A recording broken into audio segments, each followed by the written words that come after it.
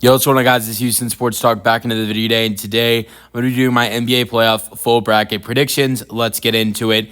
Last night, the play-in ended with the Heat and the Memphis Grizzlies winning against the Mavs and the Hawks. One game was in overtime. Atlanta and Miami was a great game. The Heat became the first 10 seed ever to win and get into the 8 seed since the NBA play-in started in the 2020-21 season. And so, yeah, I think it's really interesting to see, what the Heat did in their last 2 wins on the road, and now they're going to have 2 more interesting road games over the next week, playing Cleveland, in game 1 and game 2. We'll see how that goes. And same thing for Memphis having to go to OKC. So, yeah. All right, I'm going to go over my predictions. We're going to go over first round, go over the whole thing and crown a champion. So, all right, let's go over Thunder Grizzlies real quick. I got the Thunder sweeping the Grizzlies. It's no disrespect to the Grizzlies. Grizzlies, great team, but Thunder, I don't think the Grizzlies match up very well against the Thunder team. Maybe I could see the Grizzlies getting 1 game in this series, but I think it's more likely that the Thunder take all 4. Nuggets, Clippers. I got the Clippers in 6 games, and to move on to play the Thunder. I think that you just got more experience, with the head coaching level of it. Dave Adelman's a guy who's only coached 3 games as the interim head coach. Ty Lue has coached for a decade plus now, won a championship as a head coach, has a lot of playoff experience as head coach.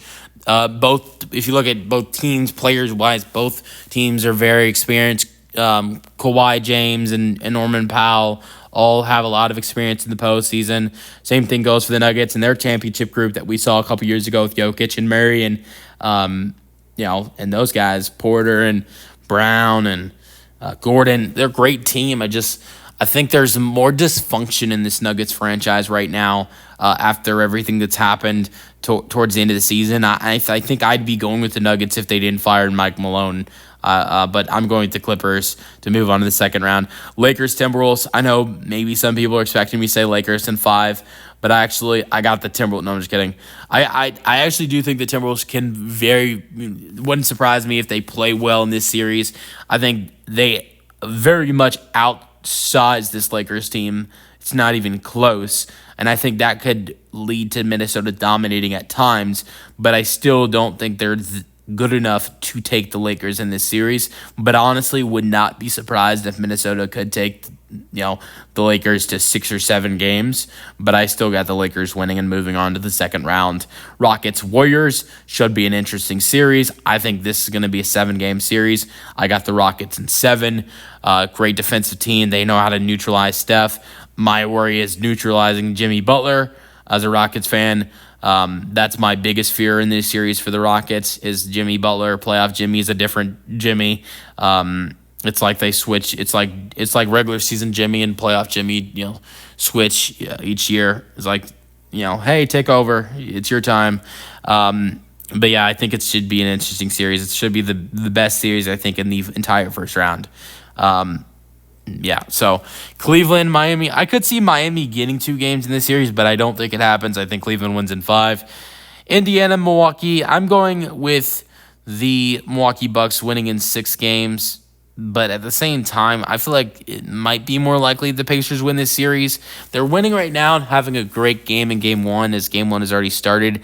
But I think that it's way too early in the series. You got to get Dame back. And once we see Dame back on the floor, either in Game 2 or Game 3, there should be more of an understanding of how this series is going to go. But I think when Dame gets back, I like the Bucks' chances. Knicks, Pistons. I'm going with the Knicks in 6. I like this. I don't see the Knicks going too far after this, but I think they match well against this Pistons team. Not only that, Pistons, not as experienced, but also I think the harder thing about it is it's not the fact that you're not as experienced, but it's the fact that you have to go and play in a place like MSG for the first 2 games of the series. That's not fun. And that's why I got the Knicks winning Game 1 and Game 2. I think the Pistons win game 3. I got the Knicks winning game 4, and I have the Pistons winning game 5 and actually winning one game at MSG, and then the Knicks closing it out in 6. All right, Celtics, Magic. I got the Celtics sweeping Orlando. I think that Orlando does not match up well against Boston at all, not one bit at all. Boston is a team that is a heavy three-point shooting team, and Orlando is the worst three-point shooting team in basketball. I could see Orlando taking one game because they are one of the best teams defensively in this league, so maybe they can grab a game in Orlando, but I think it's more likely Boston gets a sweep and continues to dominate. Boston's last 4 series, all 4 of their series last year did not get taken to 6 games last year. I don't think that lasts long because I think that very well could happen for them in the second round or the Eastern Conference Finals if they get there. But I see another series for Boston where they don't have to get to 6 games. So I got Boston winning in 4, but could see 5. Who knows? Moving on to the second round, OKC Clippers. I love the Clippers and would love to see them beat the Thunder, but I think it's very unlikely. I got the Thunder winning in 6 games. Then we would see the Lakers versus the Rockets. I want to go with my Rockets here. I love my Rockets, but and I hate doing this, but I got the Lakers in 7. I mean, you got LeBron, you got Luka, you got you get Austin Reeves. It's a amazing trio right there, and this Rockets team. I think I'd be proud if they were able to beat the Warriors in the first round and then compete with the Lakers if they were to lose in 7 games. I'd be upset, but not disappointed. I'd be happy for this team's future. But I'm going to the Lakers moving on to the conference finals to face the Thunder. Cavs Bucks. I think it would be interesting. Here's the thing I'm gonna predict.